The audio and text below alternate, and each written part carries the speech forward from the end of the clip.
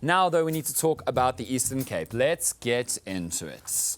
And if you've been to the Eastern Cape, you know it is a gorgeous place full of lovely, wonderful people. It's a beloved part of South Africa, but it does constantly seem to be falling apart. Falling apart is almost a way of life in the province, and sometimes things fall apart in ways that even Chinua Achebe would be shocked by. Hey, English literature students in the house. Well done, guys. It's a little joke for my English lit students. By the way, English lit students, your parents are panicking about your future prospects. Please, for their sakes, figure out a way to make some money immediately. Okay, let me tell you about the Eastern Cape, which I love, by the way. I studied there. Here's just one example of the kind of thing that can only happen in the Eastern Cape. We reported on the town of Ngcobo months ago. People know Ngcobo, hey? Ngcobo? And we actually went viral in the Eastern Cape for that story. To the people of Ngcobo, I'm sorry, we need to talk about you again. According to the data, Ngcobo has the best drivers in South Africa. It's true. Nobody in Ngcobo has been issued a traffic fine or a ticket for years. And there have been, you've been? There have been no accidents in Ngcobo for years. Nobody has been caught speeding. No one has been caught drunk driving. They must have really good drivers, right? Yeah. Wrong. The reason why no traffic ticket has been issued in Ngcobo for years is because the traffic ticket book was stolen and they haven't replaced it for years. The Ngcobo traffic officers don't have accident report forms, meaning that according to the records, there are no accidents happening in Ngcobo at all. They can't even open a quick Mike Word document and just put it down. I don't know if Microsoft Office hasn't got to Ngcobo yet. They don't have working speed cameras. They don't have breathalyzers. The traffic officers in Ngcobo don't have traffic officer cards, meaning if they stop people, they can't show the card, so people are legally allowed to just drive away, no matter what they were doing. Crisis, exactly. The Eastern Cape loves a crisis, so much so as you've just heard, the word crisis has actually replaced the word hectic as the word of shock in some places in the province. If you're ever in East London and someone tells you a wild story, you're going to hear, crisis, my bear. But like flat, man, like a crisis. It's just like hectic. The more shocked you are, the longer you say it, crisis.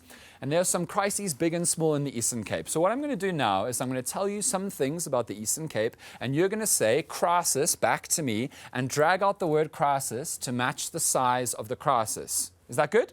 You ready? Let's go. Start easy. In Ngcobo, they haven't issued a traffic fine in years because the traffic fines book was stolen and they haven't got a new one. You're going to have to hold it much longer. It's going to get much worse. Many parts of the Eastern Cape have no telecommunications infrastructure for internet or Wi-Fi in 2024.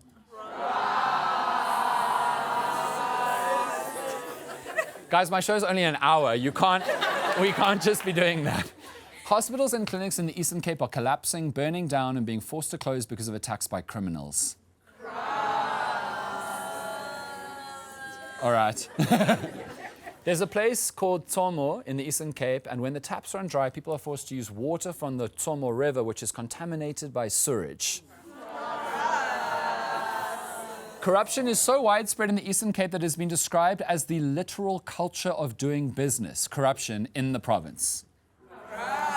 You guys are just getting shocked at this point. Eastern Cape Premier Oscar Mabuyane recently said that fixing the province's roads would take 50 years. Extortionists in the Eastern Cape are forcing people to pay them in order to have peaceful funerals. The Eastern Cape is South Africa's most unemployed province with 54.5% of people unemployed. You guys have given up on crisis. It's too big. It's not a joke anymore. And finally, this year in the Eastern Cape, there are 427 schools with 113,041 school kids still using pit toilets, guys. In 2024, and yet you're going to give me the biggest crisis now, because despite everything I have just told you, in the May election, the ANC won the Eastern Cape by a landslide with 62% of the vote. The second party got 14% of the province that I just described to you that has been run by the ANC since 1994. The Eastern Cape is wild, people. Every time we get to an election, South Africa screams at the Eastern Cape saying, how could you vote for them again? Look at the state of you. Look at the state they've left you in. The Eastern Cape is that one Fred who will just not leave her man. No matter how awful and neglectful and hurtful he is. We've met his other women and we are staying. We've seen the cars he bought her and not us. Now, it's important to note that the ANC has lost some electoral support in the Eastern Cape recently. They got 70% in 2014, 68% in 2019, and now 62%. But guys, 62. The ANC got 1.1 million votes in the Eastern Cape in May. The next biggest party only got 260,000. And there are many theories about why the Eastern Cape stays ANC. The Eastern Cape, after all, is the origin place of so many ANC legends, anti-apartheid struggle icons. The Mandelas are from there, the Sisulus are from there, Oliver Tambo is from there. And there is a deep loyalty to the ANC movement, the liberation struggle, and a kind of local ANC patriotism in the Eastern Cape. There's 100 years of history.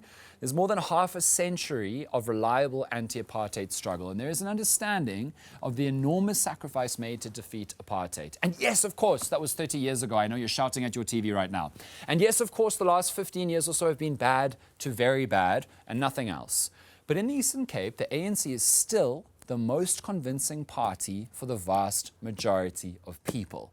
And that says something, because make no mistake, the decay and destruction of the Eastern Cape is squarely the modern ANC's fault. But considering the endless crises that affect almost everyone else in the province, we have to also think about why not one single other party has been able to convince voters to go with them instead, guys. How is it that things can be so bad? And yet the ANC gets 62%. The next party, the DA, gets 14%, which is basically the white people of the Eastern Cape.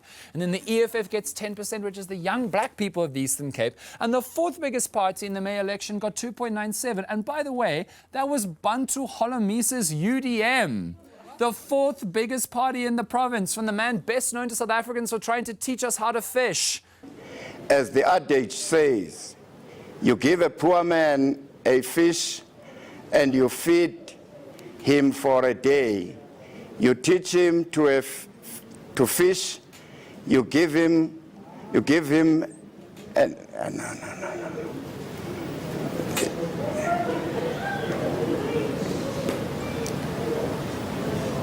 Thank you.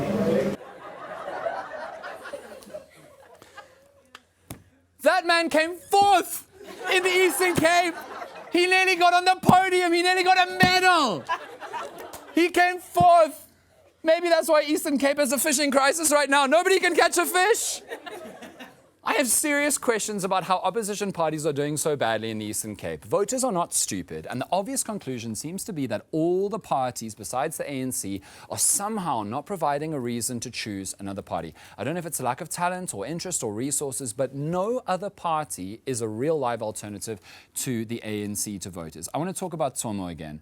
In Ngcobo, there is often no water in the taps, and there is in the river, human waste, because the wastewater treatment facility that should have been finished in 2021 is still not finished. And so the people of Ngcobo have to wash in that river and drink that river water. Ngcobo's area has an ANC mayor. Think about that. Faced with the choice between the in the river party and any other party, that area chose the in the river party. Imagine being the candidates who couldn't beat the in the river party in Ngcobo. For the Eastern Cape to exit crisis mode and grow again, it needs a competitive democracy where parties are all going all out to earn people's support. And it just seems like all of the parties are failing the people there. And that needs to change as soon as possible. Because the Eastern Cape is a beautiful place full of South Africans who deserve so much better than in the river and no one else to vote for.